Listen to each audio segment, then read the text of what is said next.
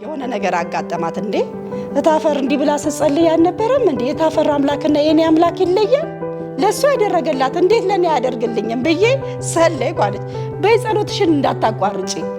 እግዚአብሔር ይረዳሻል ወደ ኋላ እንዳትይ አልኳት መስከረም 16 ለመስከረም 17 አጥቢያ ማለት ነው ለሊት በህይወት አይቆይም ተብሎ የምትጠበቅበት ጊዜ ነበር ከዛ እነሳለሁ እንበረከካለሁ የምላት አንድ ቃናት የኤልያስ አምላክ ሰምታል አይደለ እታችን ላይ እንሆንና እጄን ወደ ላይ አድርጌ ነው ተለማምጃለሁ በቃ ይሄ እጄን ወደ ላይ አድርጎ መጸለይ በጣም ተለማምጃታለሁና አምላኬ አይታል አይደለ በእኛም አልተጀመረም በእኛም አይጀመርም እዚህ ቦታ ያመጣህን አንተ ነህ ጀምረሃል ጨርስ ከዚህ በላይ ጸሎት የለንም የዚህ ቤት ራስ ክርስቶስ ነው የዚህ ቤት ባለቤት ክርስቶስ ነው የዚህ ቤት ጀማሪም ፈጻሚም እሱ ነው በራችን ላይ በጣም ይደበደባል በጣም በኃይለኛው ምን አይነት ፖሊስ ነው የመጣው እና ልጅቷ